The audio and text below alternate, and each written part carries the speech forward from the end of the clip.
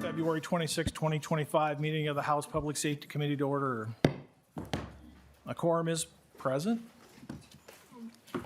Yes. If we don't complete our work today, by the committee's adjournment time at 4:45, we will recess and reconvene at 6:30 tonight or at the call of the chair in this room 120. Before we conduct our meeting, I want to remind everyone that the committee expects proper decorum at all times. All dialogue goes through the chair. Signs are not allowed in the committee room.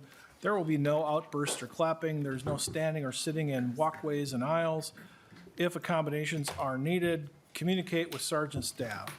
There will be consequences if there is a disruption. Thank you to the sergeant at arms who are presenting for helping maintain decorum during the committee hearing. Representative Greenman, have you had a chance to review the minutes of the 2025 meeting? Or Representative Sorry, Mr. Moeller? Chair, I have not. Representative Moeller. Thank you, Mr. Chair. I'll move the minutes. Representative Moeller moves for approval of the February 2025 minutes. All in favor signify by saying aye. Aye. All those opposed say nay. Motion carries, and the minutes of the February 25th, 2025 meeting are approved. First bill on the agenda today is House File 284. Chair Heintzeman, please come to the table with your testifier.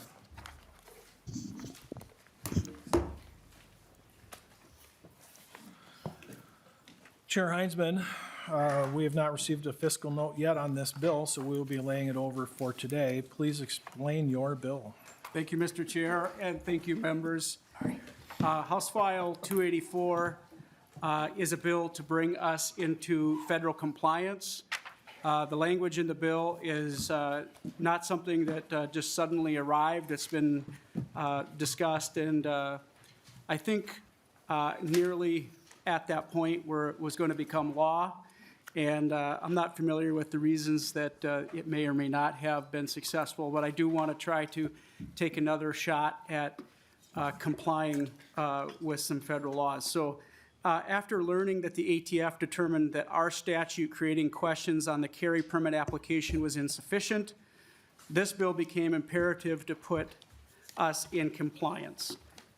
House File 284 adds a line as directed by ATF's open letter, which I think is included in your packets, dated October 23, 2019. So as I was suggesting, going back quite a ways, this is something that was suggested that we do and to try and comply.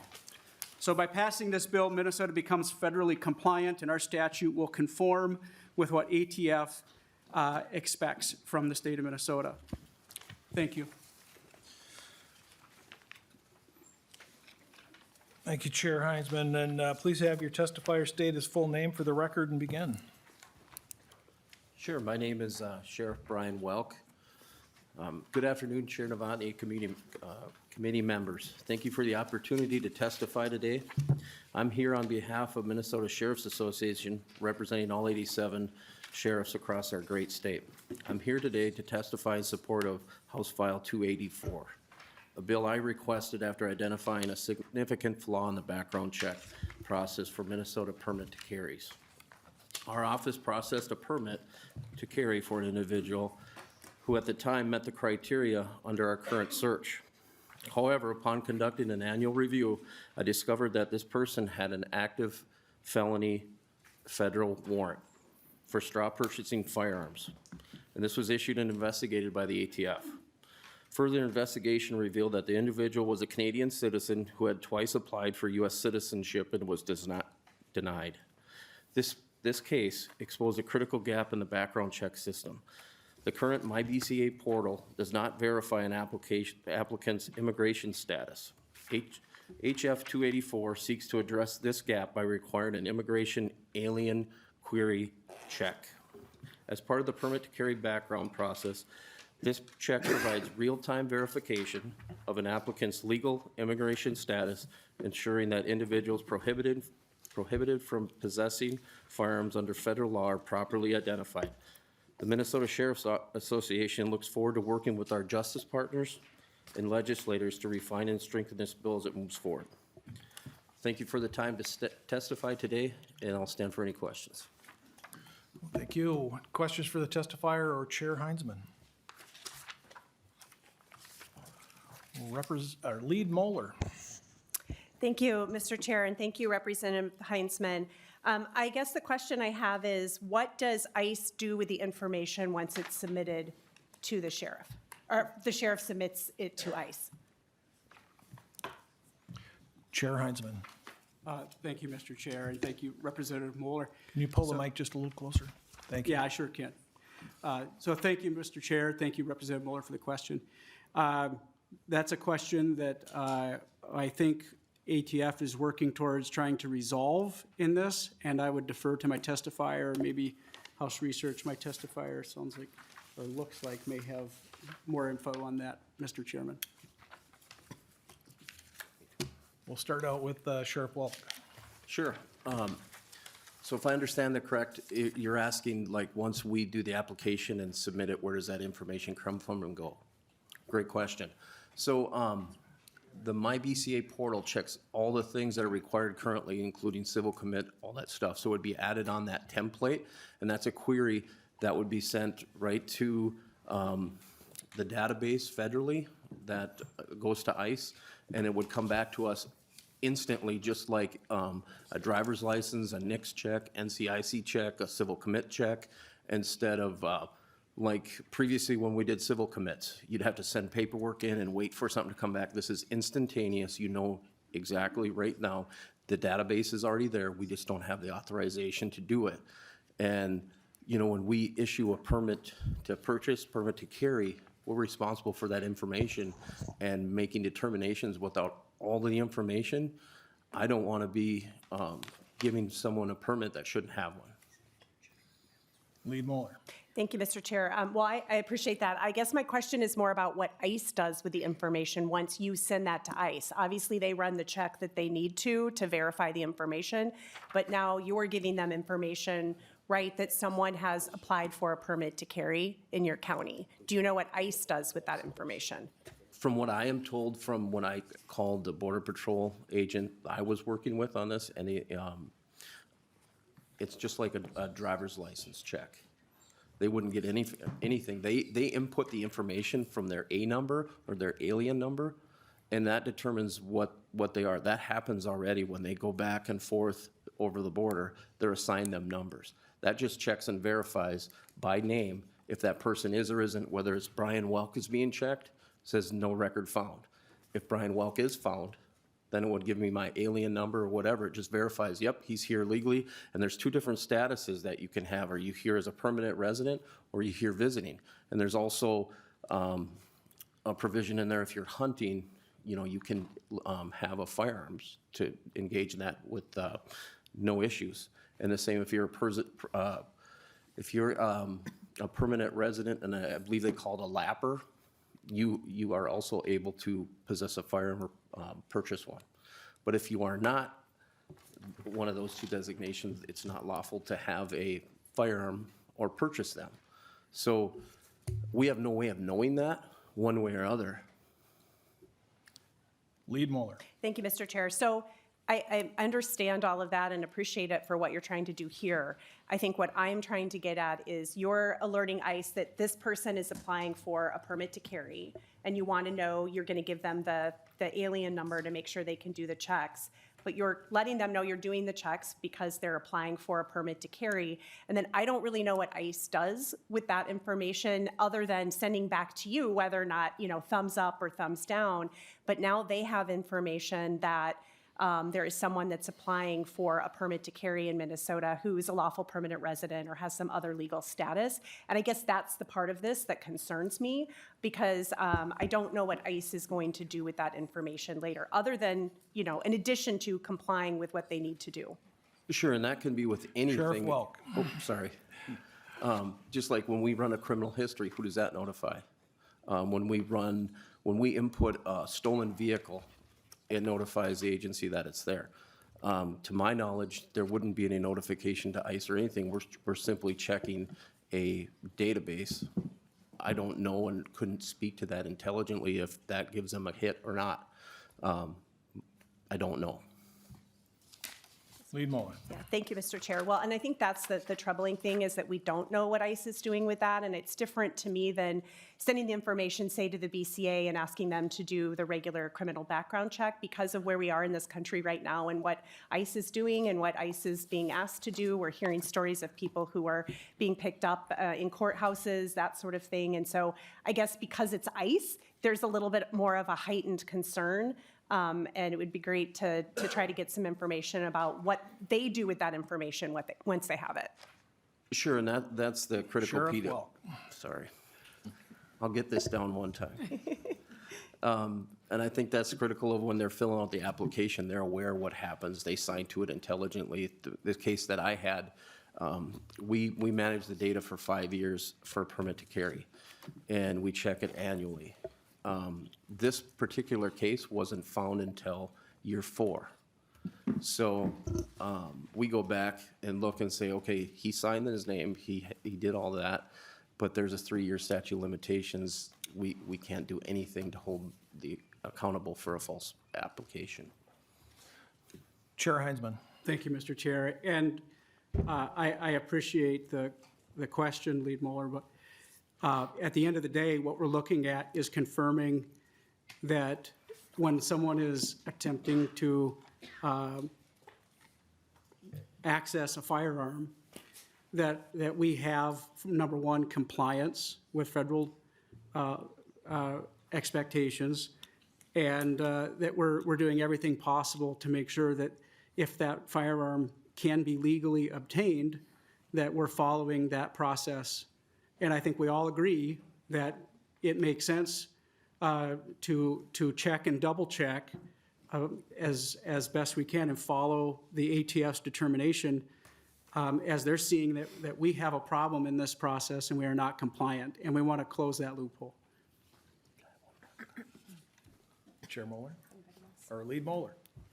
Thank you, Mr. Chair. And again, I appreciate that, and I want to make sure that people who shouldn't have guns don't have guns. It's just, I would really like some clarity around what ICE does with that information. Other than respond to you, what are they keeping it for, using it for, et cetera? Are they keeping a registry of LPRs that have permits to carry? Like, I don't know the answer to that, and I think it would be helpful to get that information. Chair Heintzeman. Thank you, Mr. Chair. So again, Lead Moller, this bill's being laid over, and there's a number of other, well, at least one other bill that you and I are going to be, I think, looking more closely at. Happy to work with you on this if there's questions that remain as this bill potentially makes its way through the process. Good. Vice Chair Whitty. Thank you, Chair Novotny. My question to the sheriff, can you call ICE right now to do a verification? No, Sheriff Welk. not that I'm aware of. We don't have access to run that alien identification number. Can you do any query? Sorry. Representative Whitty. Sheriff Welk. Not that I'm aware of. Representative Whitty. Thank you, I'm learning. So as I'm looking at the Minnesota firearm application permit to carry a pistol, one of the restrictions on the back kind of puts you guys in a box if you don't have the information. And so you're the one passing out the information, you're just asking us to help. And obviously, you don't want to put the firearm in someone who shouldn't have it. And I think it's must not be an alien who's illegal or unlawfully in the United States. So all you're trying to do is verify the information, correct? Absolutely. Sheriff Welk. Absolutely. Yeah, and, you know, this case started out in my county, and I personally was affected by this. The person that we had given a permit to had bought 29 guns, and the ATF found him on a search warrant that he had sold to gang members. And the ATF asked me, Sheriff, why did he have a permit to carry from your agency? And I pulled all the paperwork, and I'm like, well, the first thing was I looked at his driver's license with Minnesota ID for All. There's no verification to say that he's supposed to be in Cass County, Minnesota. so that you could do a real ID, because that verifies that. So then when we run the criminal history, it says citizenship unknown. Then the further you check, there's no wants, there's no warrants, there's no criminal history that would prohibit him from being a possessor. So I can't deny that, because once my obligation, when I go there and do our investigation and I deny it, and they take me to court and I lose, I have to pay all the legal fees too. So there's all that if we can get the information and make an intelligent conclusion as to if they should have a firearm or not, why wouldn't we? Representative Whitty. Thank you, Chair Novotny. So in the end, we learned this yesterday from the Commissioner of Public Safety. If someone gets sued, it's your name on the top of that lawsuit. Absolutely. And Sheriff Welk. You'll learn. absolutely, and that, in something like that where an innocent person gets hurt, it's gonna be all over the media and they'll have no chance to explain what happened. Representative Whitty. Thank you, Chair Novotny, and thank you, Sheriff, for telling us what we can do to help you to keep our community safe. Representative Hudson. Thank you, Mr. Chair, and thank you, Representative Heintzeman, for bringing the bill. Maybe I'm missing it, but I don't see in the language of the bill any reference to ICE, and it could be for either you or your testifier. What's the mechanism by which ICE would get information about an applicant through this inquiry process? Sheriff Welk. Thank you. The information comes from the application that we would input. We would have no direct contact with ICE. It would just be getting information from their database that already exists from their input. Representative Hudson. Thank you, Mr. Chair. So I think the point to be made here is that it's information that's volunteered by the individual for the purpose of obtaining a carry permit. Chair Heintzeman, in your view, what type of person would be seeking a carry permit that would somehow be in fear of a negative consequence as a result of that query being performed? I'm just trying to flesh out the picture here. Chair Heintzeman. Thank you, Mr. Chair, and thank you, Representative Hudson. So that's, I think, a reasonably easy question, but I hesitate to answer directly. I would hope that the person that is seeking access to a firearm is a law-abiding citizen and does not have a felony somewhere that we're unable to see under the current check. But it does sound as though that this bill is needed, this legislation is needed to make sure that we're checking every box and we're in compliance with the ATF's request from now 2019. Representative Hudson. Thank you, Mr. Chair. I have another question unrelated to that concern. As someone who is not myself in FFL or engages in a lot of these types of transactions, I'm curious what the lack of conformity with federal law, how that actually plays out and affects people's lives as they're trying to engage in these transactions. Sheriff Welk. Can I get the question again? Representative Can you ask the Hudson, question repeat the again? question. Yeah, I can thank you, Mr. Chair. So my question was the current lack of conformity with federal law that this bill seeks to correct. How does that impact real people's lives? Like, why is it important for this bill to pass for us to get into conformity with federal law, which we haven't been since 2019? Sheriff Welk. Yeah, absolutely. In my case alone, and I'm one of 87 sheriffs in the county, there's 29 guns on the street that shouldn't have been. Thank Thank you, you. Mr. Chair. Representative Steer, quick question. All right, so I might have some knowledge in this. So for the last 2 years, Thank you you. yell at me constantly. Okay, so for the last 2 years, I've been the advisory policy board for the FBI, their database, Criminal Justice Information Systems. And this database already exists in the federal system. That's all the state is doing, or what we're trying to do here, is to run the database check to see if they're an illegal alien and if they can get a gun permit. It doesn't trigger anything to ICE. It just says to the sheriff, this is either an illegal alien or they're citizen. That's it. So that we're not, the sheriff, there's nothing in here that says the sheriff has to call ICE. It's not a trigger. There's nothing that flags ICE that says this was wrong. So, That sounded like a statement, not a question. sorry, Sheriff, is that accurate? Sheriff Welk. Absolutely. Thank you.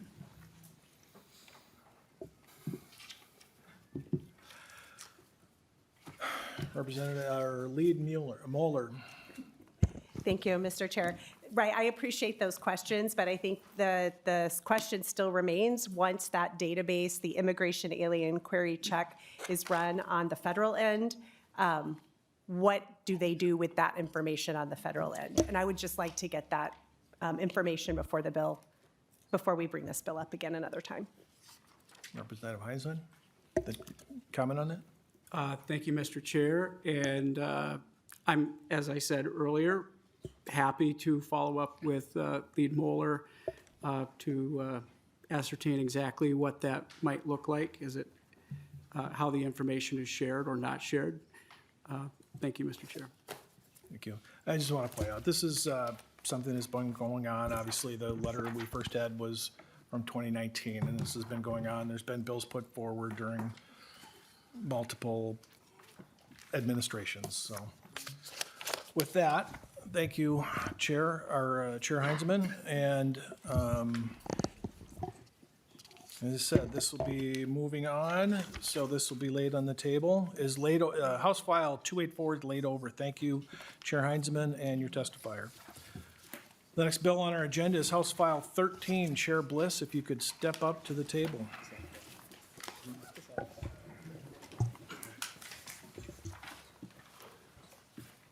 Chair Bliss, since you are a member of this committee, would you like to move your bill with a recommendation that is re-referred to the general register? Thank you. Yes, that would be what I'd like to do.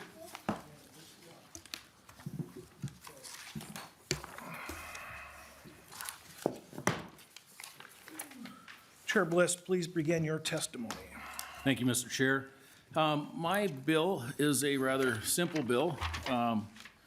It adds just one item to the existing statute, and it says that an actor may use reasonable force under circumstances described in paragraph A, clause 3, regardless of the reasonability of possibility of retreat to avoid danger exists. And number 3 is when used by any person in resisting or aiding another to resist an offense against the person. And this bill really came forward to us from a case recently in the Supreme Court where a gentleman was in a train station, I believe a light rail transit station, and he had 3 gentlemen that surrounded him, told him to step out of the camera view so they could slice his throat. He pulled out a machete and just displayed it, and he was safe after that, but he was found guilty for displaying a weapon. And Justice Thiessen, as you might know, is a former Speaker of the House in the Minnesota House of Representatives. I got to serve with Justice Thiessen, and he was a rather reasonable guy. And he wrote the dissent to this ruling, and he starts out, you know, it just says that this is unique, that it's never been done before, and that the court really takes, in this decision, takes the term reasonableness and moves it out of the court's jurisdiction. Before, in the statute, it says use of reasonable force may be used. And nowhere in the statute, by the way, currently does it say duty to retreat. That's just something the court added later. And he had an example that he wrote. This was Justice Thiessen's example. He said, consider it a scenario in which a woman is at a train station. A man approaches and threatens to stab her.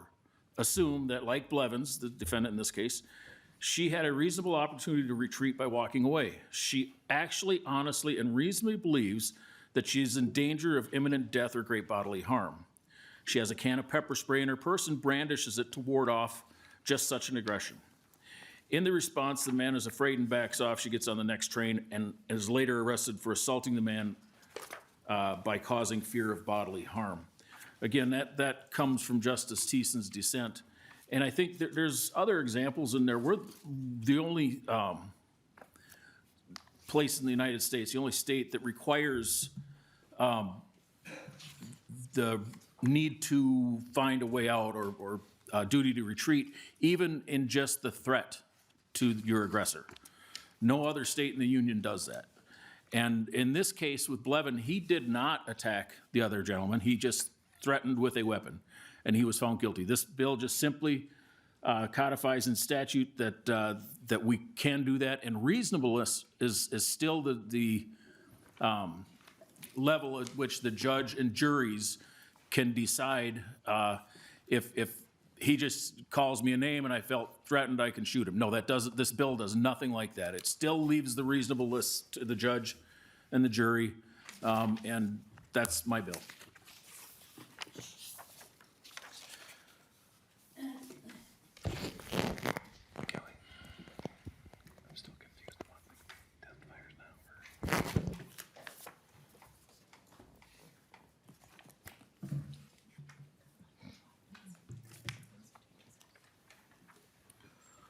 Chair Bliss, you have some testifiers on your side, and we are aware of several people that have signed up as testifiers in opposition to this bill and in the vice versa on some of the amendments that are being offered. So we're going to run those right now.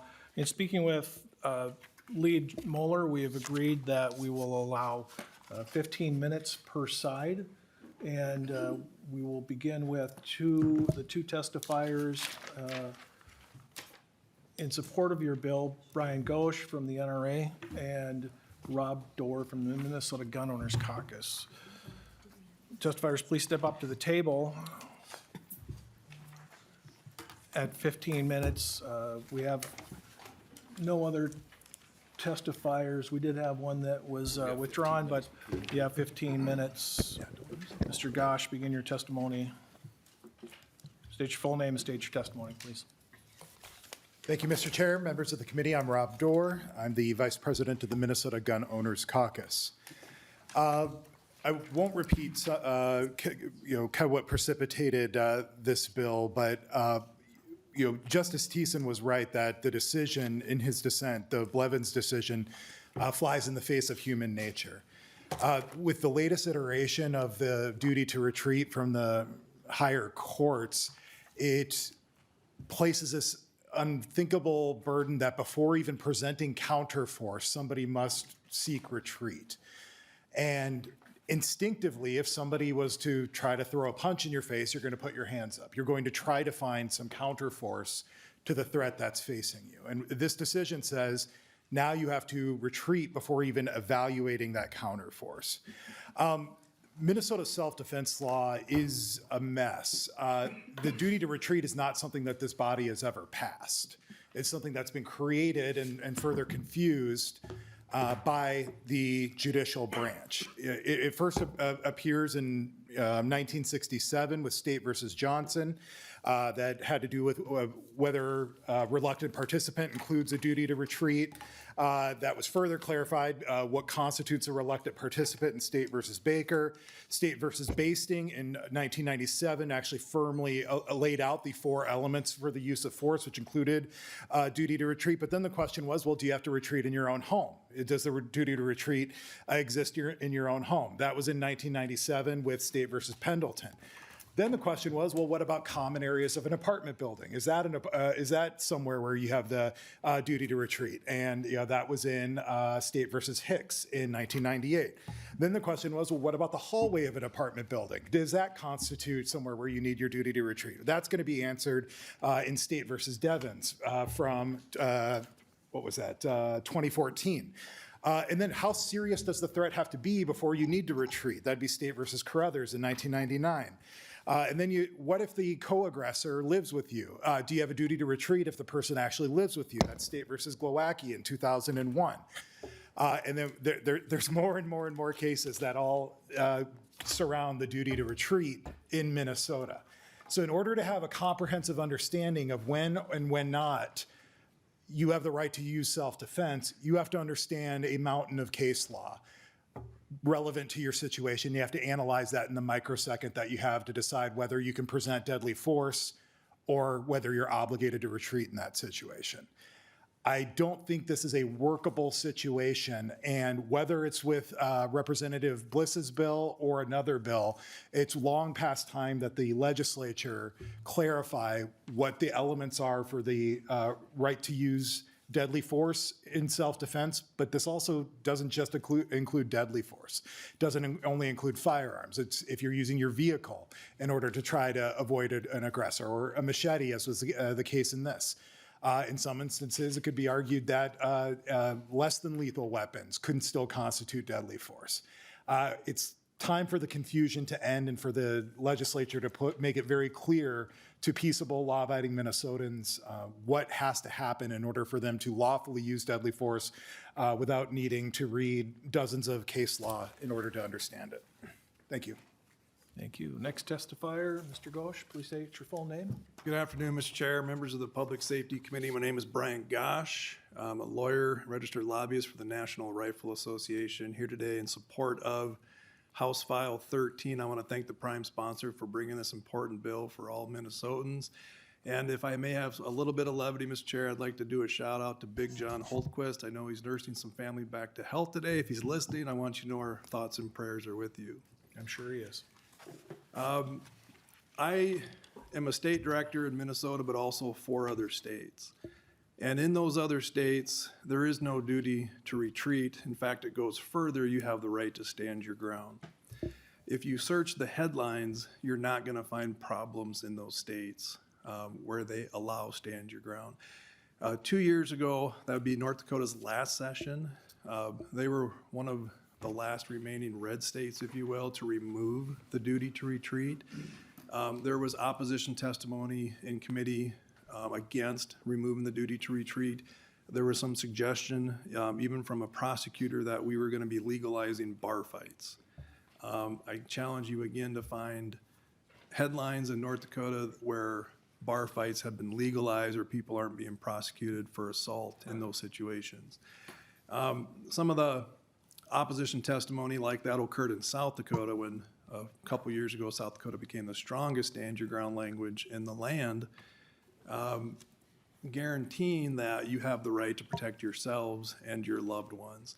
Again, if you search the headlines, you're not going to find problems in South Dakota for giving citizens the right to defend themselves. I would venture to guess if you were to pass this, and this is a limited version of removing the duty to retreat, it doesn't apply in all situations. It's a narrow version for defense of yourself or others. I would venture to guess you're not going to find problems with that. In fact, your voting constituency is going to thank you for that right to make sure that they don't go to jail for protecting themselves or their family. I want to throw out an example that happened in Texas, a terrible tragedy back in 2017, Sutherland Springs, where a church shooting occurred. At the time, Texas didn't allow carrying of firearms in churches, complete ban. And so the law-abiding citizens who went to hear the word of God that day did not carry any guns. 36 people were killed, 22 wounded, and that's even with law enforcement arriving within minutes. 2 years later, Texas changed the law, allowed carrying in churches. Another church shooting occurred. The reason I bring this up is because what if in Texas they had a duty to retreat on the second occasion as well? So when this bad guy shot 2 people inside the church, the armed parishioner pulled out his sidearm and with one shot ended the violence. Now, under the Minnesota standard as established by the court, and as previous testimony indicated, this is a manufactured standard. It's not in law. It's not something that you, the policymakers, put in place. It's something that the judges and the courts did. But if that had been in place in Texas, before the armed parishioner could have ended the violence, he would have had to look to see if he himself could retreat and get out of there without being harmed himself. And I don't think that that's good public policy. I think we want to encourage good Samaritans. We want to encourage people to protect themselves and others in a reasonable and prudent way. And if you have a carry permit in Minnesota, you had to have undergone some firearm training and shooting accuracy training. And so with that, Mr. Chair, I'll stand by for questions, and I thank you for the opportunity to testify. Thank you, Mr. Ghosh. And if you guys could step off, we'll bring up the next testifiers. Maggie Emery from Protect Minnesota, and Sarah Erickson, you are on deck.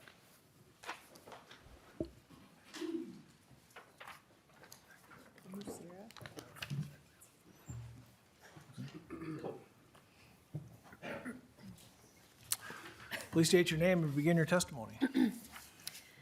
Mr. Chair, members of the committee, my name is Maggie Emery, and I'm the Executive Director of Protect Minnesota, which is the only state-based, statewide gun violence prevention organization in our state. Thank you so much for the opportunity to speak before you today. I'm here to strongly oppose HF 13, the proposed Shoot First legislation before you today. This bill would legalize unnecessary violence, increase gun deaths, and exacerbate already existing racial disparities. The data from other states where this legislation has been enacted shows that Shoot First laws do not deter crime or make communities safer. Instead, they escalate violence, endanger neighborhoods, and make everywhere we go more dangerous. There's overwhelming evidence that Shoot First laws significantly increase homicides. A 2013 study found these laws were associated with a 6 to 11% increase in homicide rates. Similarly, a 2017 study found Shoot First laws that remove the duty to retreat lead to an 8% increase in firearm homicide. In a time when our statewide firearm deaths are up nearly 40% since 2019, can we really afford laws that would create more deadly encounters? One good case study here for us is Florida, which has had Shoot First laws in effect for almost 2 decades. The implementation of this law there was associated with a 32% increase in firearm homicide rates and a 24% increase in overall homicides. These increases aren't anomalies. They reflect a pattern seen in multiple states that have enacted similar legislation. When people are encouraged to shoot first and ask questions later, we create an environment where conflicts that could have been resolved peacefully quickly turn deadly. Research from RAND and the American Bar Association shows clearly any claim that this law would enhance public safety is false. These studies show that these laws embolden aggressive behavior, increase the likelihood of violent confrontations. A study from Texas A&M University found that rather than deterring crimes such as burglary, robbery, and aggravated assault, Shoot First laws lead to a rise in violent crime and homicide. One tragic example is the case of Marquise McLaughlin in Florida. He was shot and killed in a parking lot after a minor altercation over a parking space. The shooter, Michael Draka, was initially shielded by Florida Shoot First law, even though McLaughlin was retreating when he was shot. Such cases highlight how Shoot First encourages individuals to take matters into their own hands instead of relying on law enforcement and peaceful conflict resolution. Do we really want to live in a state where people are routinely shot to death over parking spaces? Another deeply troubling aspect of Shoot First laws is their racially biased application. Studies show this law regularly disproportionately favors white shooters who kill black victims. According to the Urban Institute, when a white shooter kills a black person, the homicide is 350% more likely to be ruled justified than if the roles were reversed. Similarly, the Tampa Bay Times found the defendants in Florida were 73% more likely to achieve dismissal under Shoot First if the victim was black, compared to 59% if the victim was white. Shoot First does not apply equally to all people. It exacerbates the racial biases already present here in Minnesota, putting communities of color at even greater risk. This law would also make Minnesota more unsafe for law enforcement. It would make it more difficult to hold perpetrators accountable, increase the risk to officers responding to incidents, and undermine public safety. When individuals feel emboldened to use deadly force rather than de-escalate or retreat from dangerous situations, law enforcement is left to navigate an environment where the threshold for legal self-defense becomes dangerously low. And the consequences of Shoot First extend beyond initial confrontations. A study in the journal Injury Prevention found that Florida's law led to a 45% increase in homicides among adolescents 15 to 19 years old. If Minnesota follows the paths of states that have adopted these laws, we can expect similar outcomes. More young lives lost to gun violence and more families devastated by preventable tragedies. Gun violence is already the #1 cause of death for children and teens in our country. We want Minnesota to be a leader in many things, but childhood deaths from gun violence is not one of them. Don't enact legislation that would put us in the running. Minnesota has a long track record of taking public safety seriously. We should not now import failed policies that have made other states more dangerous. Shoot first laws have been thoroughly studied and the results are clear. They do not deter crime. Instead, they increase homicides, escalate conflict, deepen racial disparities, and put both civilians and law enforcement at greater risk. We must prioritize policies that reduce violence, encourage de-escalation, and ensure fair application of the law for everyone in Minnesota. I urge this committee to reject shoot first legislation and keep our communities safe. Thank you, Mr. Chair. Thank you. Sarah Erickson. Chair Novotny, members of the Public Safety Committee, my name is Sarah Erickson, and I'm here to testify in opposition to House File 13 today. On behalf of Gabby Gifford's group, her National Gun Violence Prevention. Giffords is a leader in this movement to end gun violence in America. She's a former Congresswoman, and her team brings decades of political, legal, and policy expertise to the fight for safety. First, we do not believe House File 13 will have the intended impact of deterring crime, as proponents say. In fact, shoot first legislation has repeatedly been shown to increase homicide rates. Instead of enhancing public safety, it will create a dangerous environment where deadly force is more readily used in situations that could have been de-escalated. According to the American Public Health Association from 2021, evidence exists that contradicts claims that expanding self-defense laws deters violent crime in the United States. In at least some contexts, including in Florida, stand your ground laws are associated with the increase in violence, and there are racial inequities in the application of these laws. Second, the shoot first laws will alter the legal standard, in cases where an individual knew they could safely remove themselves from a situation to avoid harm. Removing the duty to retreat from Minnesota law will make it easier for individuals who exercise deadly force to justify their actions. While we all share the goal of reducing violence in our communities, this bill is far from the solution we need right now in Minnesota, and I urge the committee to reject House File 13, and I thank the committee for their time. And very briefly, having just kind of read the case very quickly before I sat down, I don't know that I think that the question was whether or not the gentleman pulled the machete to defend himself. The issue became when the gentleman continued to follow the three individuals for another minute, brandishing his machete. So I think I just wanted to be clear, I think there's a difference in maybe what we're trying to solve with this bill. Thank you. I'll stand for questions. Thank you. Last testifier listed is a Don Einwalter. Thank you. Have a seat and please state your name for the record.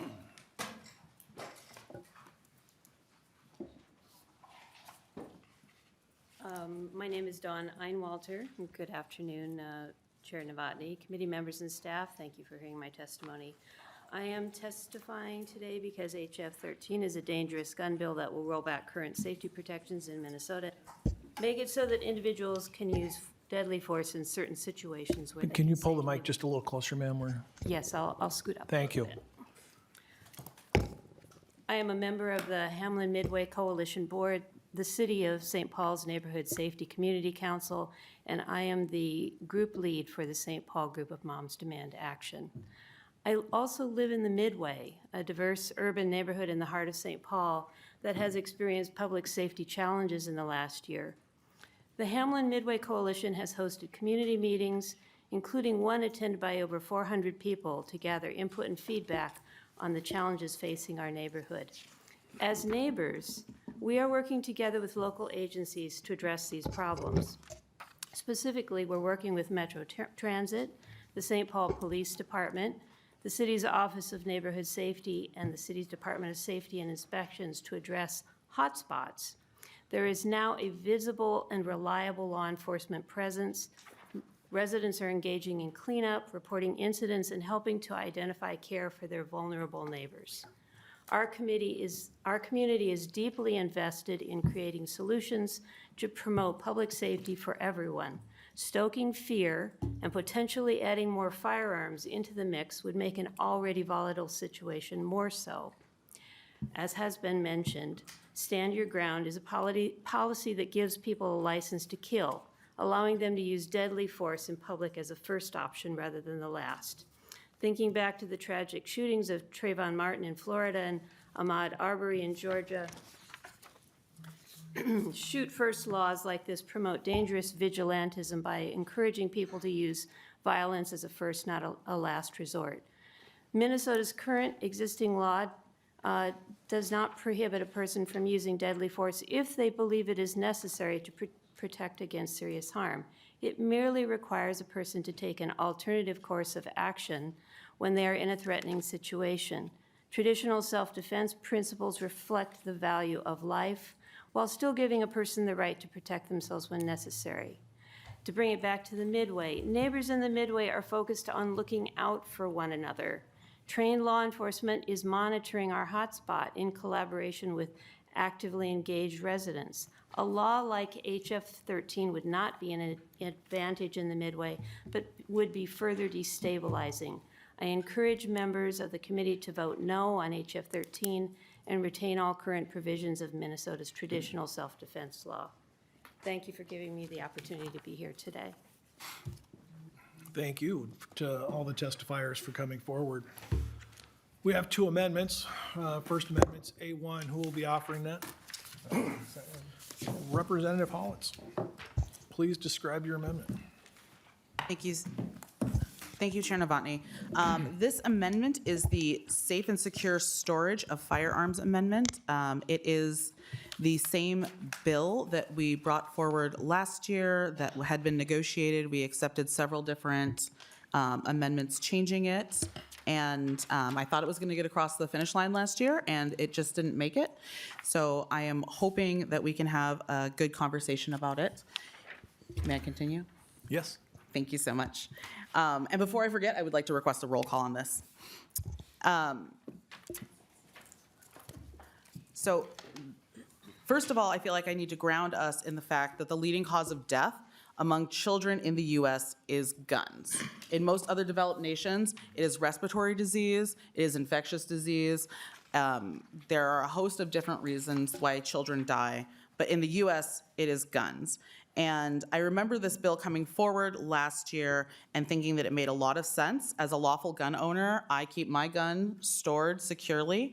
And I thought it was common sense, and I was really excited that it was moving forward. Unfortunately, it didn't quite cross the finish line, and that led me to start paying closer attention to what was happening in the news. So I want to tell folks a little bit about what happened in the news between the time that we adjourned in session and to now. In July of last year, a 6-year-old shot himself in Wabasha County because a shotgun was left loaded and unsecured in a car while his parents were not in there. In September, a 16-year-old shot his teenage friend in New Hope, Minnesota. In October, a 3-year-old boy in Northeast Minneapolis accidentally shot himself. In November, a 13-year-old boy in Minneapolis killed himself accidentally with a gun that was left over after a party had happened the night before. In December, a 3-year-old in Otter Tail County shot himself. In Minnesota, firearms are found in over a third of the households, with more than half of them unlocked and 20% stored loaded. So despite all the active shooter drills that we have in our schools, almost 90% of gun deaths happen at home. It goes without saying that active shootings that happen in schools are horrifying and terrible. But also, it is a boogeyman that is forcing us to look the wrong direction and not look at what is actually happening right underneath our noses. The U.S. has 10 times the rate of child firearm deaths compared to our neighbors to the north, Canada. And they are the next highest country of developed countries of similar status and wealth. I'm personally invested in this amendment because I am the parent of 2 young children, and it is a conversation that I have with parents when they go over for play dates. I have to talk to the parents and say, do you have a gun? How is it stored? I have to interrogate them about how this happens. Now, my kids are smart. I've had a lot of good conversations with them about firearm safety, about what it looks like. You know, I shot my first gun when I was about 10 years old, so I am not ignorant in this. I was taught firearm safety. But the reality is, the situation that we find ourselves in is out of control. And even kids that are smart, even kids that are trained, they are curious. They want to know, they want to hold it, they want to feel it. And the fact of the matter is, this leads to death. If there were 5 children that had died for some other reason between June and December, we would be appalled. If 5 children starved to death in our communities, we would not allow that to continue. And yet here we are with an easy fix that we know will dramatically reduce firearm deaths in children, and I think this is a great opportunity for us to move forward on it. I do want to address the fact that safe storage laws, especially with these enhanced storage requirements, show significantly fewer deaths from firearms, 78% lower than states with no secure storage laws, 78%. That means that there would only be 2 people on the list, 2 children on the list that I have here, which is still too many. And I haven't even addressed the fact that safe storage protects folks who are looking at self-harm. I don't know about you all, but I have had people in my life who have died by suicide using a firearm. And it is one of the most horrifying experiences. And I know that if you have had this happen to you, you have thought back on it and thought, what could I have done to change this? How could I have prevented this? What could I have said or done that would have made this better? Well, I've got an answer for you. It's right here. Because we know that most people, when they decide to take their own lives, make a split-second decision. It takes less than 10 minutes to decide what they're gonna do. If they have something that impedes them in that moment, the chances of being able to find somebody to talk to find some resources are significantly higher. We can reduce deaths by suicide if we adopt safe and secure storage. I don't want to go on and on because this isn't a bill, this is just an amendment. I'm sorry, I'm just passionate about it. But I hope that we can get a bipartisan yes on this amendment, and I look forward to the conversation. Chair Bliss. Thank you, Chair Novotny. You know, I appreciate the stats that you gave with the children, and unfortunately, that's a horrible situation. The truth of the matter is our current gun laws do cover those situations of the negligent storage laws that I'm sure those gun owners would have been prosecuted under that one. This particular bill, however, is one of my favorite bills because it does something that a lot of bills didn't do. We got close to 80 county sheriffs to write a letter of active opposition to this bill. Last year, the Minnesota Sheriff's Association came out very strongly against this bill. And unfortunately, the bill is too broad. It also affects 85-year-old gentleman in my district that lives by himself 2 miles away from anybody else and has no visitors. Again, I brought up the fact on debate on the floor, his house was nearly broken into by a bear. He had a loaded shotgun by his door. He was able to chase the bear off. If his daughter were to call on him on a welfare check, the sheriff comes into his house and sees a shotgun sitting by his door. The sheriff is now required to find him guilty of this bill. So this bill is way too broad. I do not support it at all. Thank you. Representative Hollins, follow up. Thank you, Mr. Chair. Thank you, Representative Bliss. I'm sad to hear that. I hope that we can work on maybe figuring out a way to make it more acceptable, more to your liking. But of course, I would still encourage a yes vote. I would love for folks to think about the 5 children that I have listed here who would potentially be alive if this bill had passed last year when we got out of session. I'm sorry, I was distracted. Was that a question, Representative Hollins? No. Or just closing? No. Okay. Representative Hudson, go ahead. Thank you, Mr. Chair. I know we're doing things a little bit out of the traditional order just because of the little bit of confusion on our part. But I did want to speak to this amendment, actually both of the amendments that we're going to hear, so I won't have to repeat myself the second time. As has been pointed out, both of these amendments are repackaged bills from the last term that were thoroughly discussed in public safety at that time. And those bills were so off the chart in terms of being unworkable that even with full trifecta control, Democrats were not able to get these provisions passed into law.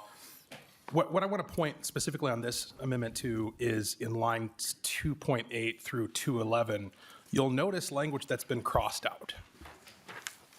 The language that's been crossed out says that a person is guilty of a gross misdemeanor who negligently stores or leaves a loaded firearm in a location where the person knows or reasonably should know that a child is likely to gain access unless reasonable action is taken to secure the firearm against access by the child. So that's current state law. We're hearing the same thing today that we heard last term when we were discussing these issues. The presentation of the status quo as somehow the wild, wild west, as if you could just have guns lying about anywhere with no consequence. That's obviously not the case under current state law. This bill or this amendment first creates a problem in order to turn around and fix it in a different way. And it's worth noting the difference between the two solutions. The existing solution in state law is to appeal to the well-worn legal premise of reasonability, reasonable action. And it allows a range of potential responses that are appropriate in given context, such as your neighbor who lives by himself out in the middle of nowhere and never has any visitors and doesn't have any kids. That is a totally different context than somebody who runs an active daycare center. What's reasonable in one scenario would not be reasonable in the other. So what this amendment does is it takes away the ability of prosecutors and judges to be able to apply that standard. And it says, no, very specifically in all circumstances, you must have your weapon secured in the way we say it should be secured, no matter what the context is and no matter how it affects your ability to respond reasonably in your own self-defense. It was a bad law when it was introduced last term. That's why it wasn't even able to get moved by the Democrat trifecta. It remains a bad idea now. Let's vote it down, please. Thank you. To the maker of the Representative Pinto. Well, thank you, Mr. Chair. I just, as somebody who's actually, I have charged 609, 666 subdivision 2 several times. And I just want to highlight for the committee and for Representative Hudson, the word that was sort of, as you read that quote of the language, you slipped right over that word likely to gain access. So if by what you're saying, you're okay with a situation where a child may gain access, likely to gain access is actually a reasonably high standard. And that's a challenge, right? Is that you talked about guns being all over the place. Well, the challenge is that I've got to prove as a prosecutor the child is likely to gain access. And we just know that kids right now are gaining access in all kinds of ways. And so the problem is that the way that the law works right now, it's true, there are situations that can be charged. I have charged them. And there are many situations, tragically, as Representative Hollins described, where in fact kids are getting access. They get access, and in fact you cannot charge them with a crime, the way that works. And my understanding is that this is the standard that is taught to folks in firearm training about how they're supposed to be storing their guns. So I just wanted to make that clarification. To the maker of the amendment, Representative Hollins. Thank you, Mr. Chair. I love that Representative Pinto was able to give the sort of real-world, boots-on-the-ground explanation as a prosecutor. I think that's really helpful. And my version of this is a little maybe more pedestrian, but what I would push back on is we don't let people, when you are dealing with something that is highly dangerous and it's totally designed to kill things, that is the point of it. A reasonableness standard is not what we are looking at. It is, if you think about seatbelt laws, we don't say like, well, use your seatbelt when you think it's reasonable. We're like, no, you're driving a 2-ton vehicle around, you use your seatbelt all the time because we don't want you flying through a windshield. That's the same situation that we're having here. I think when we look at asking people to judge what is reasonable, we have seen time and time again that folks do not have a good sense of when there is a possibility of children getting access to firearms. And I'll point out, Representative Hudson's defense of this doesn't take into account adults who are suicidal, which you might think that your gun is very reasonable sitting there loaded. And the fact of the matter is your partner is considering taking their own life.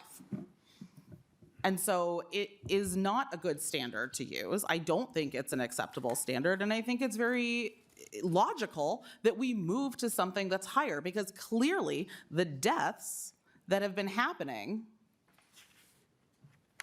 reflect the fact that the system that we have is not working. All you have to do is look at the news. It doesn't require anything more than that. Roll call being called. Please do a roll call of the members. Novotny, No. Whitty, No. Moeller, Yes. Berg, Yes. Bliss, No. Curran, Yes. Duran, No. Engen, No. Vice is absent, Greenman, Yes. Harder, No. Hollins, Yes. Hudson, No. Johnson, Yes. Pinto, Yes. Ream, Yes. Rapinski, No. Schwartz, No. Steer, No.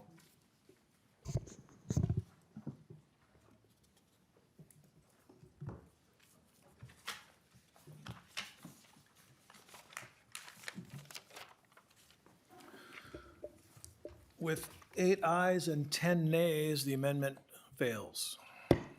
There's an amendment at the desk. A2, who will be offering the A2 amendment? That'll be me, Mr. Chair. Representative Pinto, describe your amendment. Thank you, Mr. Chair. And so, yes, I do move the A2 amendment. Members, this is language that passed the House last year as House File 601. This is a provision that would require that a person report the loss or theft of a firearm to law enforcement within 48 hours of the time that they know or reasonably should know of the loss or theft. Failure to do so, I'll point out, is a petty misdemeanor, so the equivalent of a speeding ticket. But if somebody does it a couple times, then that would move into becoming a crime. There's immunity, et cetera. Members, to remind you, and we pointed out about groups, advocacy groups in favor opposed. This bill was supported by the Minnesota Police and Peace Officers Association. And I would think it was because the fact that the theft of guns and then diversion into illegal gun trafficking is a major concern. In a recent 4-year period, more than 260,000 guns stolen across the U.S. That's one every 2 minutes. A reminder that our licensed gun dealers are required under federal law to report lost or stolen guns within 48 hours. So they're required to do so. And yet there's not that requirement for private citizens to do the same. And members, what I have found in my work is that, later on when a gun is being used in a crime and law enforcement's attempting to figure out, and presumably, again, this is why the Minnesota Police and Peace Officers Association is supportive, trying to figure out where did that gun come from, and somebody says, oh, well, wait a second, actually that was stolen back then, but they didn't actually report that at the time. We want to make sure that there's not efforts to go around Minnesota systems of making sure we have background checks, et cetera. And for all these reasons, members, I would urge the support of the amendment. And I guess I'd like to add as well to something Representative Hollins had talked about. It happened that about an hour ago I was meeting with, maybe a little more than that now, meeting with pediatricians from my district. And they brought up several health-related issues, but we only talked about a couple issues. And the one that was major for all of them was, in fact, gun violence, the impact on kids. And they were pleading with me and saying it is impossible. Two of them were residents, so going through a program. They said it is impossible for somebody to go through pediatric residency and not see shot kids that they're treating. Like that is how it works. And they pleaded, please, please, please do something about gun violence, take action. They're pleased with the steps we've taken, and they're asking us to do more. With the right of being a firearms owner comes with responsibilities. Responsibility is saying, hey, if your gun gets lost or stolen, then let law enforcement know that, and please make sure that you do that, and that's what this bill would do. And Mr. Chair, I do request a roll call on the amendment. Roll call's been requested. Any questions to the amendment? Lead Moeller? Chair Bliss? You have something to say? Thank you, Mr. Chair. Once again, I personally, if a gun was stolen from my residence, I would report it. But this bill sets a timeline arbitrarily and makes victims out of criminals out of victims. And I do not support this. Thank you, Chair Bliss. Is there any other discussion on the amendment? Representative Hollins. Thank you, Mr. Chair. I have a question for, I guess, is it appropriate for me to ask Representative Bliss a question? Is that okay? He's there. He's there. My question is, what is the appropriate timeline that you would like to see? If this is too short of a timeline to report, then what would be appropriate? Well, as you stated previously, again, with that other bill, that, reasonableness is a judgment call. And that people, I believe your statement was that we can't trust the people with the reasonableness, so we have to set these guidelines for them. And I'm afraid that an activist judge would say, if I was away from my home for 72 hours and I come home and I find out that I have a break-in, that there is an activist judge that would say, well, your neighbor should have called you. And it just, again, it makes victims out of criminals. So to require a timeline that says you should know by this time that your gun is gone, and I guess if I had one gun, maybe I would know if that was gone, maybe two, I don't know. But if you have, for instance, I take my pheasant hunting gun. I clean it after pheasant hunting, I store it. I don't touch that gun for another year. And then I might take out my deer hunting gun or my target practice gun. I don't go checking on my guns every other day and visit with them. Although sometimes it's nice to look at them. But what I'm saying is that basically I'll put my gun away and I won't touch it again for a year. And if I have a 48-hour window to report this gun stolen, that's just not right. Representative Hollins. Thank you, Chair. I don't think I have a follow-up question.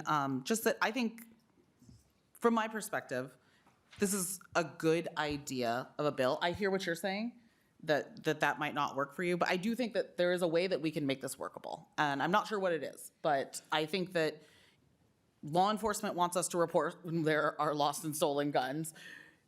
Certainly people in my community, because we have gang activity that deals in lost and stolen guns, and so that's something that's important to my community. So I feel like there is a way that we can move forward with this, maybe not today, but in the future. Thank you. Lee Moeller. Thank you, Mr. Chair. And I just wanted to comment on what Representative Bliss just said.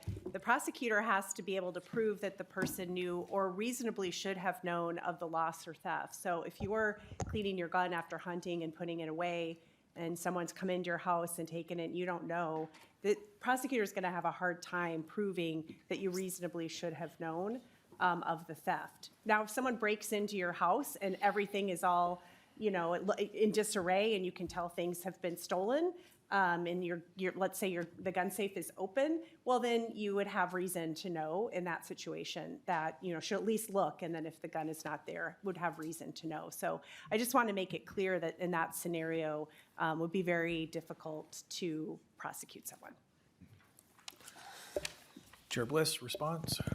Yeah, and again, maybe that was a wrong example, but maybe if I go in there and the gun is stolen between pheasant season and deer season, and I go into my gun safe and access it, and I have a few shotguns. I never like to travel 8 to 10 hours to go hunting without his backup, so I don't check my other guns. But if a prosecutor would know that I got in there, 3 weeks after I stored my shotgun and I had a shotgun missing, or a target rifle, or one of my handguns that I don't necessarily get to all the time, I was in my safe. I should have known that gun was gone. That it's just, again, it's an arbitrary standard, and I don't support it.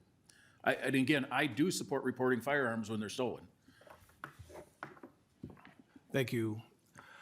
I'll make my comment. I think I was 25 years old before I had a house that had a key. To the maker of the amendment. Thank you, Mr. Chair. I appreciate what you say about, Chair Bliss, about kind of the standard you'd hold yourself to. I feel like we've had that in a number of our bills relating to guns where it feels, at least from our side or from me, that we're just asking that other folks hold themselves to the same standard as the responsible gun owners. That may include you and some of your colleagues. That's really what we're trying to do. I appreciate Chair Muller's, Representative Muller's comment, Lead Muller's comment about reasonably should have known. So I think that does cover a lot, but maybe I'm feeling especially philosophical because I'm meeting with the pediatricians. But it does feel to me, members, like there's got to be a way we can make some progress when it comes to gun safety, and again, especially for kids and for those pediatricians. So, if this is not, I think this works as it is. I certainly hope all members support it. And the event that my GOP colleagues do not, I hope we can actually talk through a way on this bill, and maybe on the storage bill as well. I don't know, I kind of caught there might have been some possibility there, because we need to make progress somehow. So I hope that we can figure out some ways through other conversations on behalf of the residents of Minnesota. Thank you, Chair. Thank you, Chair Pinto. Roll call being called. Please take the roll. Novotny? No. Whitty? No. Moeller? Yes. Berg? Yes. Bliss? No. Curran? Yes. Duren? No. Engen? No. Feist is absent. Greenman? Yes. Harder? No. Hollins? Yes. Hudson? Nope. Johnson? Yes. Pinto? Yes. Ream? Yes. Rapinski? No. Schwartz? No. Steer? No. With 8 aye and 10 noes, the amendment fails.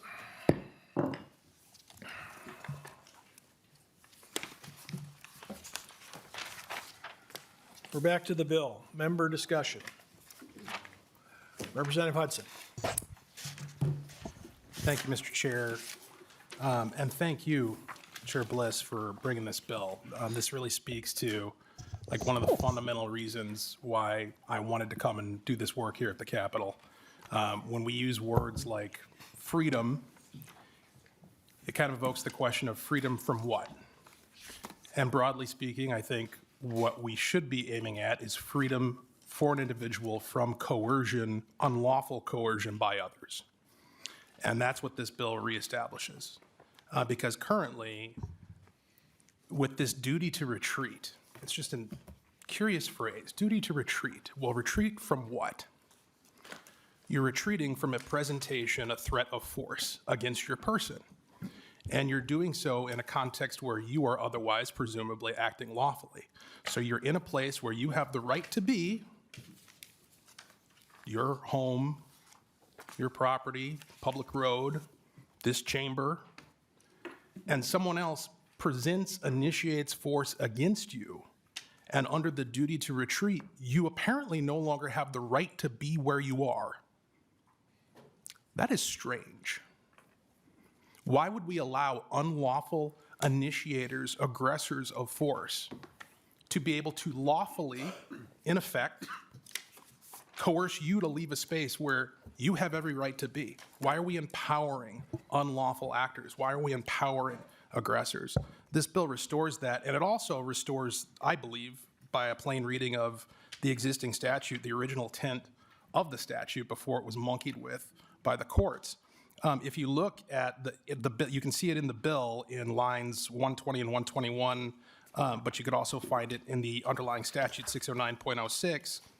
And by the way, we're not just talking about deadly force here.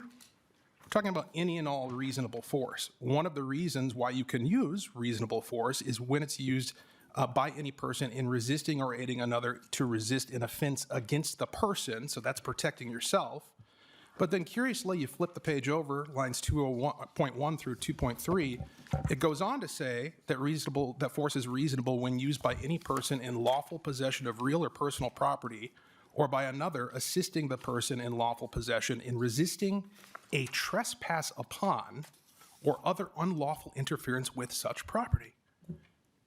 So under current state law, you can use reasonable force to protect your property, such as your home, your purse, your briefcase, except for this duty to retreat. Now all of a sudden you're saying, even in your own home, you have to find some way out. You're getting pushed out by this unlawful actor who's aggressing against you. It's a completely unacceptable status quo, and I thank you very much for bringing this bill. I'm looking forward to voting for it. That restores common sense. Representative Steer. Or, I'm sorry. I looked right at him. Representative Duran. I don't know if I look like him. You better look. Can I have Rob Dorr come back up, please? Is that okay? Representative Dorr is still here. What's that? I'm sorry. Testifier Dorr is here.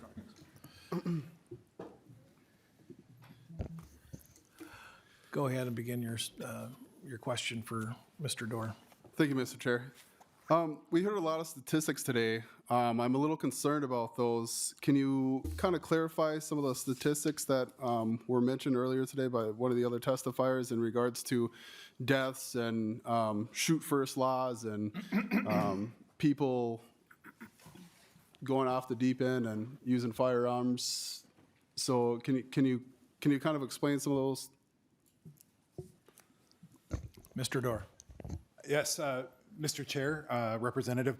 So I'm not sure which exact citations were being looked at. I did, when I reviewed the written testimony that was submitted to committee, I saw a few things. One was just a statement that the states that have stand your ground have higher homicide rates than Minnesota does. That's kind of there's no correlation there that's established that because of the stand your ground laws, that's why they're higher. It's just kind of a observation without any correlation. I did review a JAMA article that had a review period from 2009 to 2017 where they found homicide rates were higher after states passed stand your ground laws, but that included all homicides, not just firearm homicides, which would seem to be what would be the more interesting statistic, but what was very interesting was they didn't actually include justifiable homicides. And I think that's what the number we would be looking for is after stand your ground passed, do we see an increase in the rate of justifiable homicide defenses? And while the research didn't go into that, when you review FBI's Crime Data Explorer, which tells you the number of justifiable homicides, even the justifiable homicides in those states that pass stand your ground laws, the rates don't alter by much. So there hasn't, none of the studies that I've seen or heard referenced actually establish that stand your ground means that more justifiable, more people are going to get away with committing these kinds of crimes. At best, it relies on some correlation without really causation about the rate of homicides, which can be exacerbated by a wide array of both political and cultural issues beyond just a single law's passage. Representative Duran. So we have no clue with the statistics that is going on that if an individual had a firearm pulled on them and they justifiably took action and defended themselves, none of the statistics in some of these places differentiate whether or not that person was in defense of their own safety, right? Mr. Dorr. Mr. Chair, Representative. I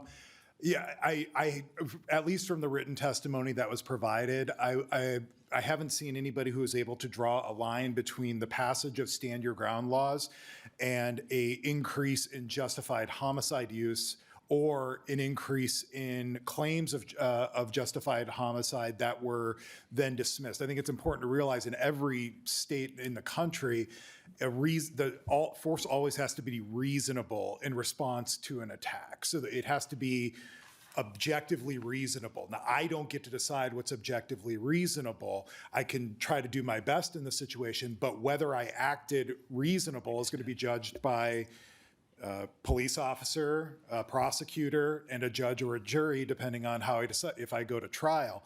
And they are going to look at my actions and see would a person in my situation with the information I had and the tools I had available have reacted in a similar way. And if they find that I was objectively unreasonable, I'm going to be found guilty. If they find I was reasonable in the way that I responded, and that's the ultimate check to this system. So I haven't seen anything that challenges that check to the system being not insufficient to protecting people in this law. Thank you. And, you know, someone that has been on the other side of some very serious situations in my life and has been put in multiple instances where my life has been put in danger, you know, being in law enforcement and also in combat as well. Things happen relatively quick, and sometimes we don't have time to think about situations or think about the environment right there in front of us. We instinctively react to different situations, and when we get that ability to defend ourselves or to react to a certain situation, that's what it's like to be free. That's what it's like to be able to make sure that we're defending ourselves in certain situations. But right now, and how this is, Rob, would you have any idea if I would be charged if I would instinctively defend myself at this time? If I would instinctly just, if a deadly force situation was in front of me, would I, and I don't have time to think about things and I just react to the situation, how does the court ruling affect that? Mr. Dorr. Mr. Chair, Representative, I think, you know, Justice Thiessen said it very well when he said this decision flies in the face of human nature, that we all are going to instinctively react. And I think the big danger of this case is that presenting an opposing force will often de-escalate an encounter. Like once an attacker realizes that a victim is not so much an easy victim, that will more frequently than not end an attack. And with this ruling, and why I think at least some legislation to clear up our confusing self-defense laws, I think it's clear that a person who presents a force option, if it's a deadly force option in the face of an attack without retreating, could face criminal charges. Lead Mueller? Oh, okay. Representative Pinto. Thank you, Mr. Chair. I wasn't quite sure what the lineup was. So one thing just to start with, there was a testifier who described this as a very narrow exception, and because it only refers to clause 3, line 1.20. But I would look at the other clause. I mean, that clause 3, and I would think Chair Bliss would agree with this. Like that's kind of that's the whole thing, because that's self-defense. I mean, the other these other ones are describing, you know, expelling somebody from a common carrier, clause 8, or, you know, in schools. But I mean, this is, presumably you're bringing this bill forward, not because it's such a narrow thing, but because you want this to apply in situations where folks are facing, or in your view, are needing to defend themselves. Is that right? Again, I'm bringing this forward. Representative Bliss. Oh, I'm sorry, thank you. I'm bringing this forward because it was a recent Supreme Court case, and I got a couple of quotes here from Justice Thiessen.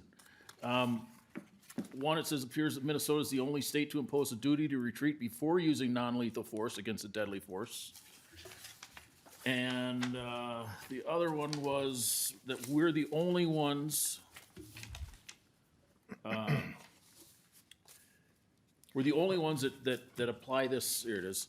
The court takes the law of self-defense into uncharted waters. This new rule is only unprecedented, or this new rule is not only unprecedented in this state. As far as I am aware, the rule has never been adopted anywhere in the United States. And again, what we're trying to do with this bill is say, and if you look at the wording, it says reasonable force. Yeah. It does not say use of deadly force. It says reasonable force. And there was a comment made earlier about some examples. I think in Florida was where somebody was retreating and they were shot anyway. I don't think there's any judge in the state that would call that reasonable force. So this, in my opinion, it clarifies that if you're in a situation and you can display a weapon to defer or to deter attack. Representative Pinto. Thank you, Mr. Chair. So, Chair Bliss, am I understanding this right? So without your bill going forward, Minnesota has a rule right now that somebody being attacked, if they use force, they have to first try to retreat before they can use force. And if they don't do that, that's unreasonable. Is that your understanding of kind of what the current law is without your bill? Mr. Chair, Representative Bliss. Thank you. I'm just quoting the Supreme Court ruling, and what Justice Thiessen, the examples he's given is that you're not even allowed to use non-lethal force without the duty to retreat. Again, if you were to use a can of mace and spray that person that had a knife in front of you, that is non-lethal force, and unless you look for a duty to retreat, you don't have that right. Representative Pinto. Thank you, Mr. Chair. So as I understand it, what your bill would do is it would cause us to pull back from the current rule that a person using force to harm an attacker, that they're acting unreasonably if they don't first try to retreat. That's what your bill is about, is saying that you have to try first to retreat. And I'm going to quote Justice Thiessen as well from the very same opinion, page D6, if you've got it with you. Quote, "I do not suggest in this dissent that Minnesota should pull back from its per se rule that a person using force to harm an attacker is acting unreasonably if they do not first try to retreat." Justice Thiessen is not suggesting your bill. He's extremely not suggesting your bill. Now, what's going on here is he is talking about a situation involving a threat of force. That's what he's focused on, is a threat of force. And admittedly, I can sort of see the debate there, right, a little bit, is if you've got a threat, he's saying, well, maybe the threat is something where that itself is causing somebody to back off. Fair enough. But he is not calling for what, if your bill were calling for something about threats, that might be consistent with Justice Thiessen. But no, your bill is saying that reasonable force, that force can be used. That's what your bill is about. And if we look at the situation in Blevins, and this is on pages 5 and 6. Now, in this case, it was a threat as an actual use of force. According to the Supreme Court, what was found was that the person in that case moved towards other people with this machete. He lunged at one person, he held the machete in his hand in an aggressive manner, and he yelled and swung a machete at them for approximately 1 minute. Yelled and swung a machete at people for a minute while having, the court found, the ability to retreat. I don't think that this is a set of facts that you want to rely upon for this. Okay? One thing, you display the machete, yelled, lunged, threatened with machete, swung it at people for a full minute. Now, I'm not going to, Mr. Chair, I'm not going to take the committee's time and count off 60 seconds, but I could, right? We could sit here for 60 seconds and imagine a machete being swung. That's not conduct we want to encourage. That is not something that you want to be encouraging at all. Mr. Chair, you had said in response to a question yesterday, and I appreciated it, that safety for everybody in the state is the goal of this committee. That's what we're trying to do, right? The difference between a threat, as is discussed in Blevins, a threat is one thing, right? It's words, it's a concerning situation. But the difference here is, and the reason we want people to retreat if they reasonably can, is because the problem is, if you retreat, there's not physical harm going on, right? As soon as there is reasonable force, as soon as there's an actual assault, after that, you've got injury. You've got grievous injury. You've got potentially death. So that is the reason that Justice Thiessen and the other justices are saying they don't want to change our per se rule that a duty to retreat is present, that you have to first try to retreat and that it's unreasonable to do so if you cannot reasonably retreat. They support that. That's what your bill is about. If you want to have a conversation about threats that are consistent with Justice Thiessen's perspective, that makes a lot of sense. That is not what your bill does. And as the Minnesota County attorneys describe, our system right now is working very well, and this is something that would absolutely put us in a very, very dangerous place, so we need to vote against. Thank you, Chair. Chair Bliss, do you care to quickly respond to that before we go to Representative Kern? And we've got another bill to go to, and I assume that Representative Moeller will have a question too. Yes. Thank you, Chair. No specific question. I just respectfully want to just, sort of state my position on this as a gun owner, as somebody who cares about public safety, as somebody who served as a police officer and a dispatcher. I think, because these situations are so complex and unique, all of the situations that we've talked about have their own components, backstories of people involved, all of these things, right, that it just make these situations so complex that I think the courts are actually the appropriate place to have these conversations based on the individual facts of each case in determining whether or not somebody could have retreated or whether or not there was no option to retreat. I don't agree with the premise that one would need to know and understand all case law. I think in that quick fight or flight moment, if you've got room to create space, in any situation that could become volatile, space is your best friend. There's like 99% of situations where space is going to be your best friend from somebody getting hurt to physically harmed in a situation. I don't think this bill gets at that approach to public safety and trying to create distance and space before engaging with somebody. And I have general concerns about unnecessary violence as a result of this change and just putting people in a position where they might feel like they have to commit violence up to and including homicide, and then live with that, then live with those consequences when there could have been other outcomes. So I've got some general concerns about this. I think the courts are the right place to make these determinations, and I think the law as it stands is the right way to go. Thank you. Lead Moeller. Thank you, Mr. Chair, and thank you, Representative Bliss. Before I forget, I do want to request a roll call on this bill. Excuse me, and I just want to thank those people who testified, also submitted letters, a lot of great letters in the packet as well. I was going to read this, but in the sake of time, I will not. Also looking at the majority opinion, we've talked a lot about the dissent in this case, but we actually have the court's majority opinion in Blevins, and there was discussion about the dissent's hypothetical involving pepper spray, and the majority directly addresses that on page 15 and 16 and explains why the dissent's hypothetical is not realistic. We have also heard, I think it was sort of suggested maybe that you'd have a duty to retreat in your home. You do not. That has been determined. You don't have to retreat when you are in your home. And the other thing I wanted to just ask Mr. Johnson is how long has the duty to retreat been in place? Because it comes from common law, and it sounded like there was testimony suggesting it's not been in existence that long.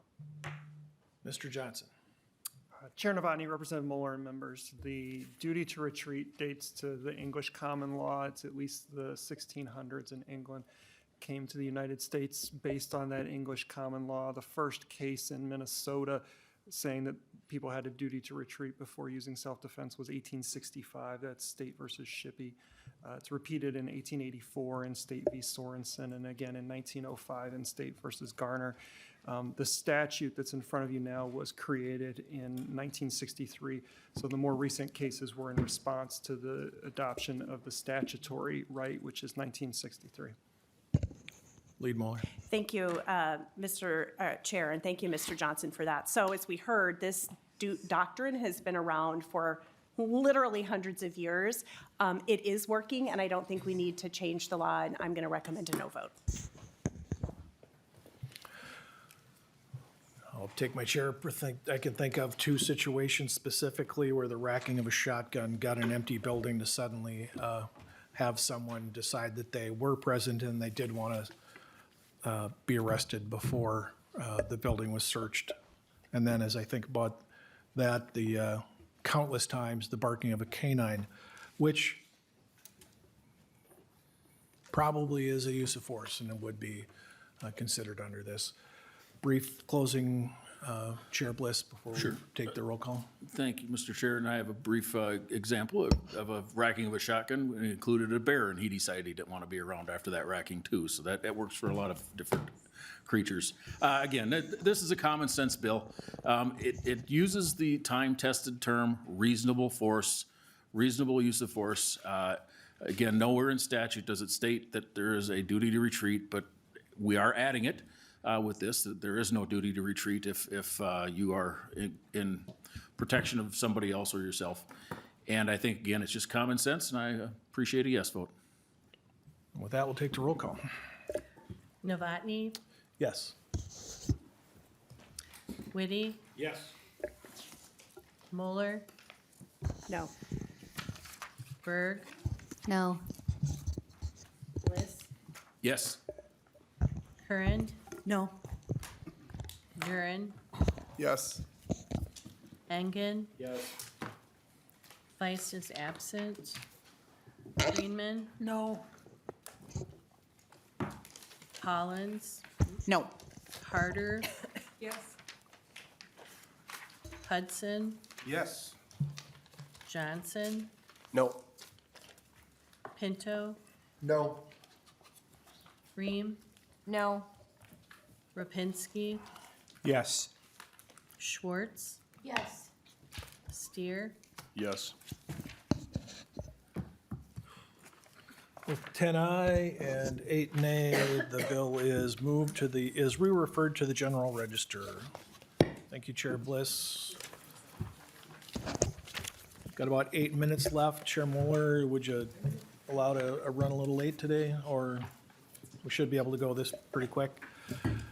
Last bill on the agenda is House File 924. Chair Nash, please come to the table with your testifier. Chair Nash, since you are not a member of this committee, I will move your bill before the committee with a recommendation that the bill is re-referred to the general register. Please explain your bill. Thank you, Mr. Chair and members. Good to be here in public safety today. The House File 924 is really a technical fix to a bill that was a bipartisan bill back in 2015 when I passed it. In 2015, the bill that I passed said that if you are a permit to carry holder, it constituted notification of the fact that you were going to be carrying a sidearm at the Capitol.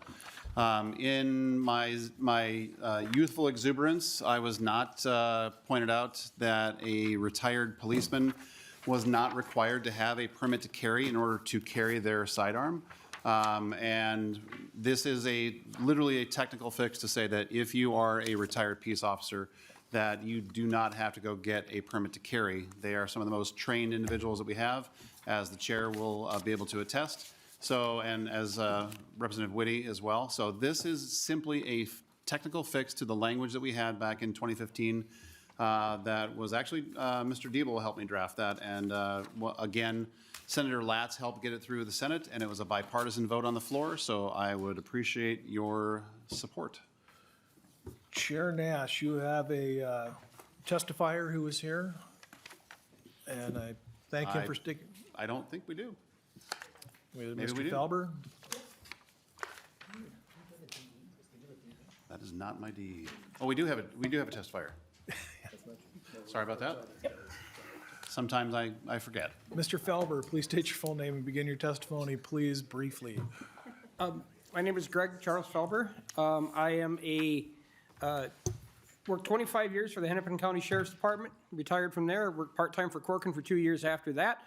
I've been doing Minnesota use of force training on and off, both civilian and military, since about 1989. So I'm fairly familiar with the laws. I am currently, I believe I should mention this, currently a Sherburne County Commissioner, so I do hold an elected position at all, although this doesn't really reflect on that. Allowing people who are carrying under the licensed peace officers can take an annual training that includes a training in the law and an actual shooting qualification every single year to carry under United States Code Title 18, Part 1, Chapter 44, Section 90C. So it's commonly referred to as HR 218, the Law Enforcement Officer Safety Act. This training allows a retired law enforcement officer to carry in all 50 states and the District of Columbia. It is virtually the only way that somebody who is a non-resident can carry in the District of Columbia. So allowing people with that kind of training to have the same access to the Capitol, to me, would make complete sense.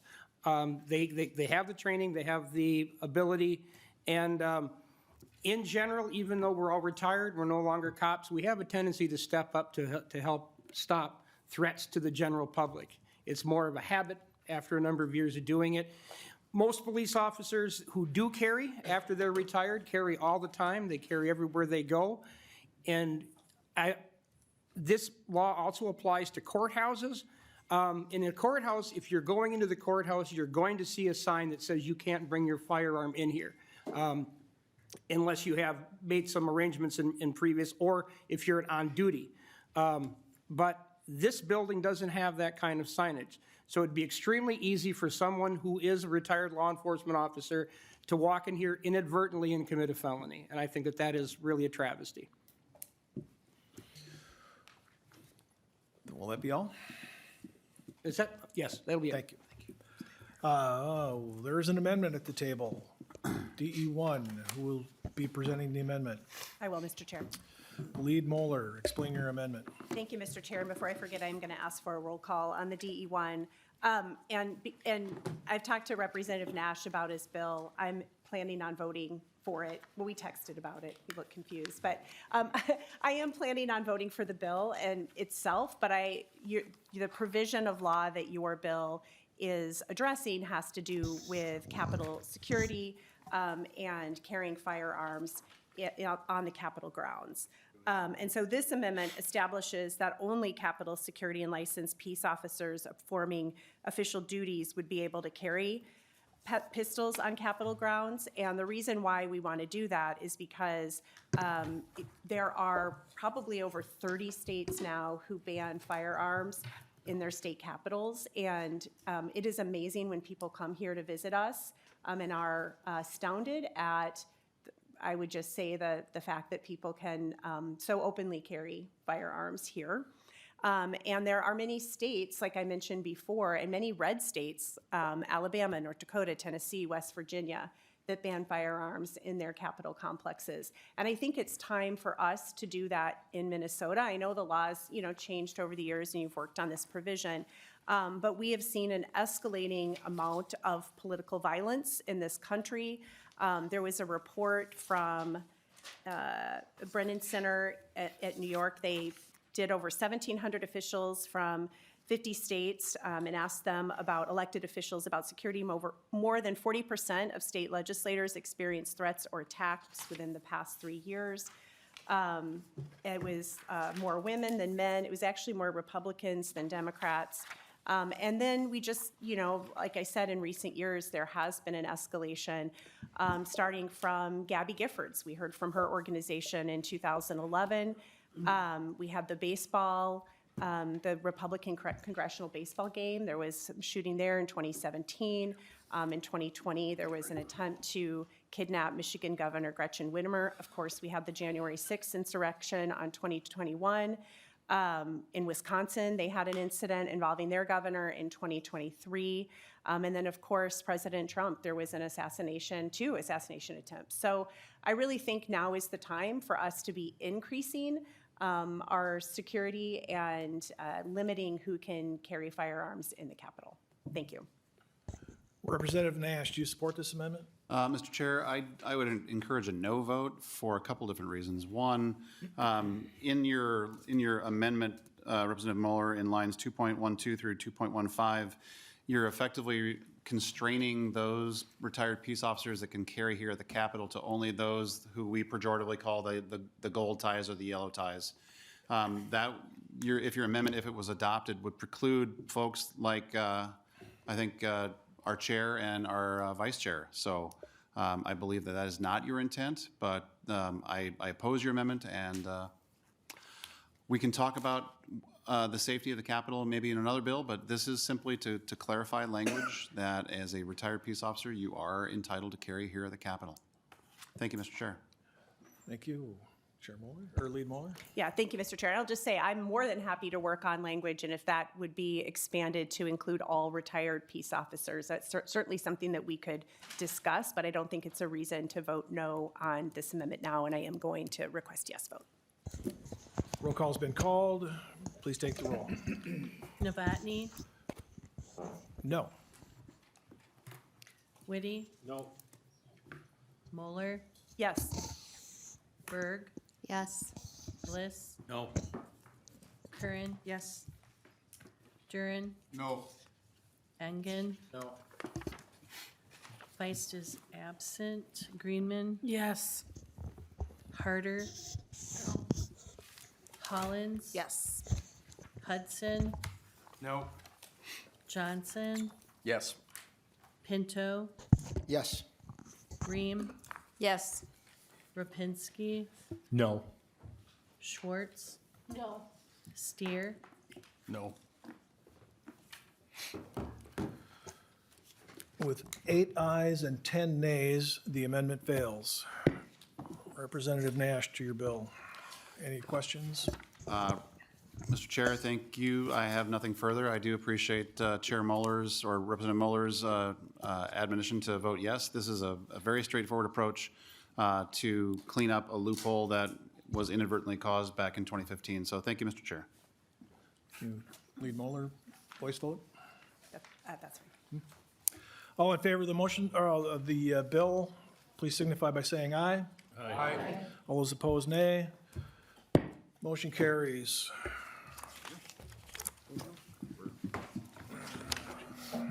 Thank you, Mr. Chair. Thank you very much. Mr. Nash, your bill will be re-referred to the general registry. Thank you, Chair, and the testifiers. There being no further business to come before the committee, the next committee will be on Tuesday, March 4th at 3 p.m. There being no further business, this meeting is adjourned.